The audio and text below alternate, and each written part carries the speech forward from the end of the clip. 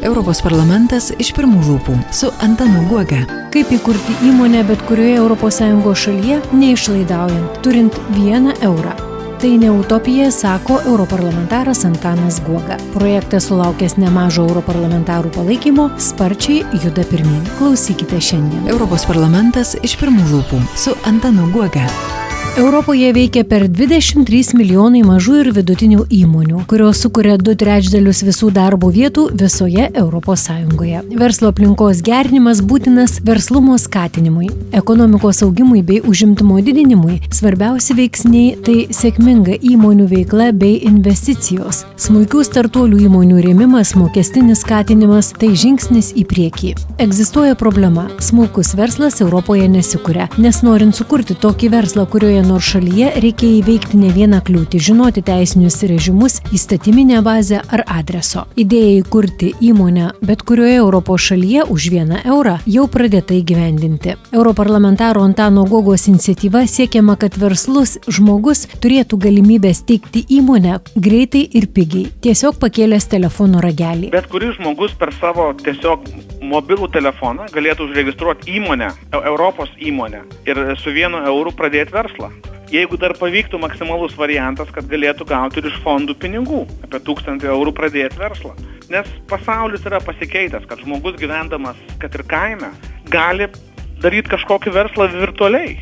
Ir žmonės vis daugiau tą daro. Ir tai reikia mums padėti visai Europai, kad jauni ar pagyvenę žmonės galėtų laisvai atidaryti įmonę, kad tai būtų labai lengva, kad tai galėtum padaryti tiesiog iš namų, užsiregistravęs, ar tai būtų 1 euras ir turi įmonę, kur gali daryti banko sąskaitas, gali pradėti veiklą ir kad ta įmonė galėtų dirbti viso Europoje iš karto be jokių kažkokių sunkumų. Tiesiog, kad būtų labai paprasta, lengva pradėti veikti ir užsidirbti savo gyvenimą, jeigu tu turi žinių.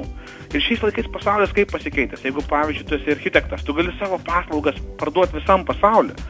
Tau nereikia ribotas. Jeigu tu esi net ir santechnikas, tu gali jau virtualiai paaiškinti žmonėm, kaip išspręsti tam tikras problemas. Tu esi gydytojas ir labai daug yra kas pasikeitę. Kad tu gali iš namų padėti žmonėm atlikti kažkokią funkciją ir už tai gauti pinigus. Tai norisi, kad visi labai lengvai pradėtų dirbti. Ar galima taip teigti, kad jeigu toks būtų priimtas sprendimas, jeigu tokia galimybė atsirastų, kad pakankamai aktyviai prisidėtų prie nedarbo mažinimo ir skatintų tiesiog verslumą, ypatingai jaunų žmonių verslumą, kurie puikiai išmano technologijas, kurie moka užsienio kalbas, gali kurti darbo vietą pirmiausia savo, po to ir kitiems? tą norim padaryti, kad labai jauni žmonės jau mokykloje žinotų, kad jie labai lengvai gali pradėti savo verslą. Ir ko jam reikia tą verslą pradėti? Reikia žinių. Tai nebūtinai reikia diplomo, bet reikia žinių. Reikia, kad tu žinotum, ką tu darai, kad tu mokėtum padėti kitam žmogui bet kur pasaulyje. Tai gali net kažkokį uždavinį spręsti. Ar yra bet ką, reikia tik fantaziją savo naudoti. Tu gali tada virtualiai daryti kažkokį puslapį ar net per savo Facebooką tiesiog pasakyti, va, aš atlieku tokią paslaugą ir turiu verslą. Ir jau tą pačią dieną jį užregistravau. Ir jau gali uždirbti ir tau reikės tada pagalbos. Tu vėl kažką pasamdysi, tau reikės kažkokio dizainerio ar bet ko, ar bet kokioj tai srity būtum. Kad vairuotojas tu gali jau virtualiai gauti užsakymus. Tai aplamai nėra barjerų ir mes turim tą Lietuvoje suvokti. Nėra sienų, nėra barjerų ir mes galim visam pasauliu konkuruoti, veikti ir nugalėti. Ir vis daugiau lietuvių tai padaro ir nugali. O kada gali šie jūsų žodžiai ir šie jūsų mintis tapti realybę? Kol kas tai tokios pirmosios žinios, pirmosios kregždės, bet išties, ko gero, jūs išgirdę klausytojai galėtų sakyti, o kada visa tai taps kūnu? Tikrai tai bus padaryta. Stumėm kuo greičiau, kad tai būtų. Aš tikiuosi, kad rudenį, bet iki pavasario tikrai mes turėsim tas įmonės. Ir kokia bus tai forma, tai vis tiek yra daug šitų dėrybų, bet žmogus neturi laukti. Žmogus gali jau dabar atsidaryti įmonę ar savo vardu pradžiai pradėti veikti.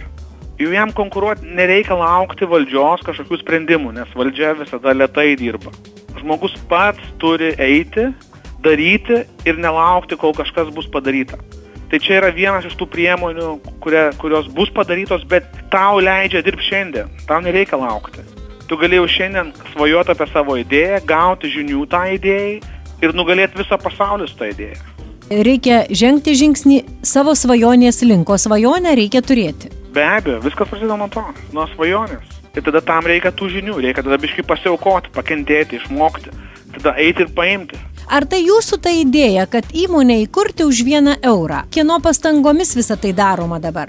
Tai daroma mūsų komitetu ir visų Europos parlamentų.